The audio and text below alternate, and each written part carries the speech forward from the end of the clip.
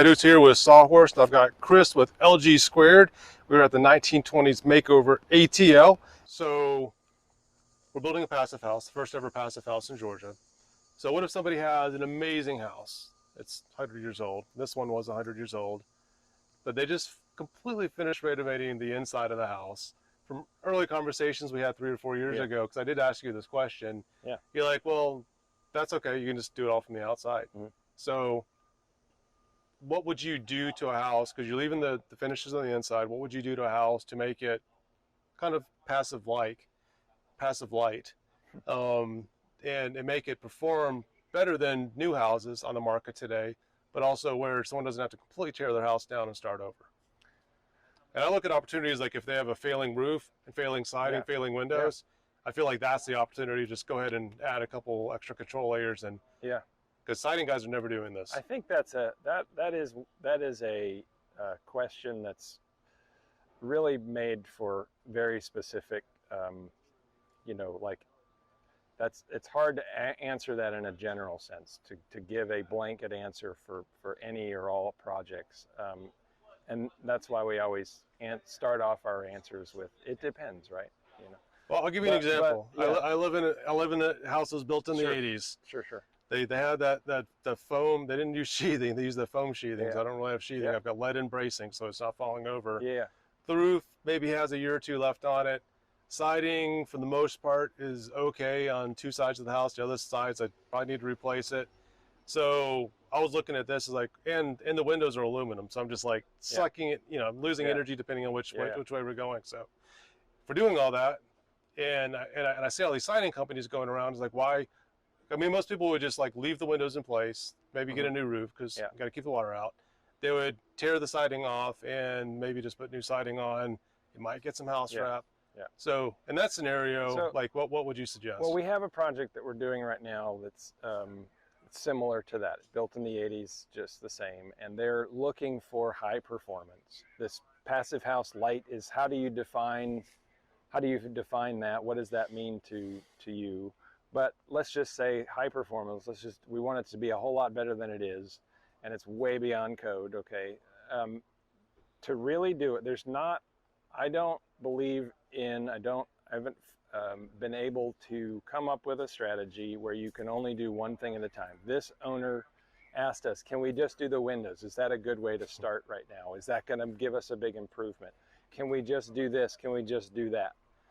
If you do it in phases like that, you're changing the environment, the microclimates within your home in a way that's not going to allow, like then your mechanical system is now saying, okay, well, that up there's no air leakage or thermal heat loss up there, but down here there is. So it doesn't think like that. Well, I forgot to mention my AC is about to break too. Okay. So that's the other thing. So the proper way to approach all of this, and this is why a lot of these projects don't happen, is the real way to do it is to approach the entire thing, to do one piece at a time, or to do only one piece. Like when you do just the attic in houses, there's some improvement, but you're creating a different environment inside. Every time you do one little thing, you're changing the environment. You have to be aware of what changes. It could be super tiny, almost nothing, to a major change. You change all of the south-facing windows to a really low solar heat gain coefficient. Well, that's a huge heat load that was there that's no longer there. Well, that changes your system. Now it's probably oversized. So yes, it would be good to also change the system. So in the project we're doing now, we're starting with interior renovations. We're just moving walls and changing the configuration inside, but it's not changing the environment. The next phase, this is how they're phasing, is interior first, and then the second phase is that we'll remove the entire shell, all brick, all roof, everything, because it has the insulated sheathing, the insulation on the outside of the 2x4s. We're going to remove all of that, put some sheathing with, just like this, the zip system sheathing, and then we're going to put the insulation to the outside. We're creating a brand new shell for it. All the control layers are then controlled, and then a new mechanical system to work with all of those new loads, new windows, new everything. Essentially, we've left the structure. But as we peel away, what we may find is rotted 2x4s or this or that we have to replace as well. So this is where it gets into that discussion of, do we tear the house down, or do we just, like when I was pulling some of the siding off and in place and replacing it, I was kind of hoping for some rot. I was going to give me an excuse to do it now, but it was so leaky it dried out. Yeah. So that's the other thing, is like these poorly built houses last sometimes a long time unintentionally because they're so poorly built. And some of the physics helps them last longer because they can dry out. So that's it. The thing is, it's just evaluating. You have to evaluate every project one at a time.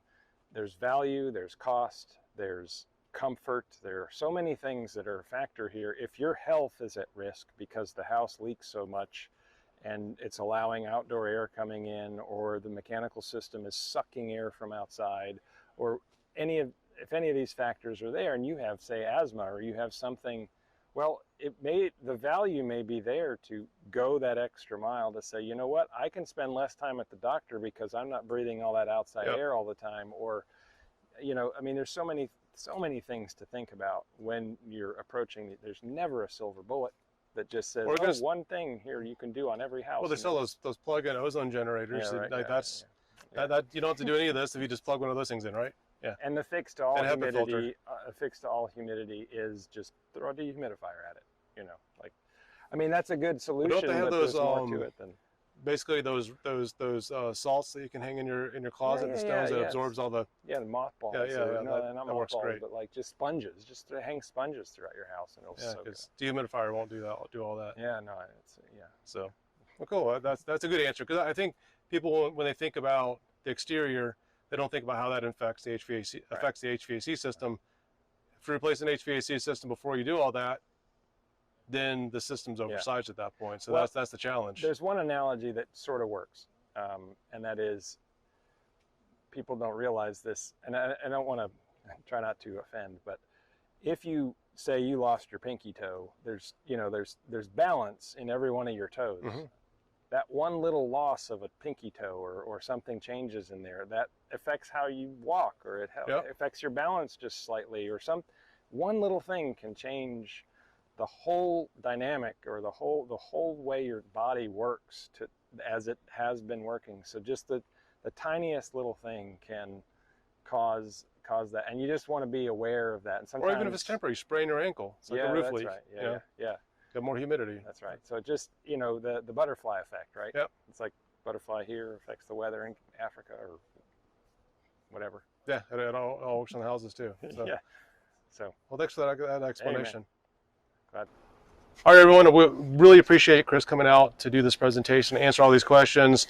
For the comments section, if you want to check out his channel, LG Squared.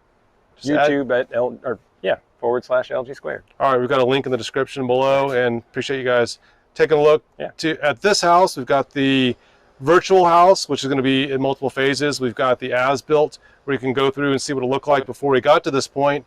As soon as we put all the mechanicals in, you're going to see all the mechanicals in before the drywall, and then once everything's put in place, you're going to see the final reveal of this 1920s makeover. And finally, it's been quite a journey. All right, thanks, Chris. Appreciate it. Thanks, man.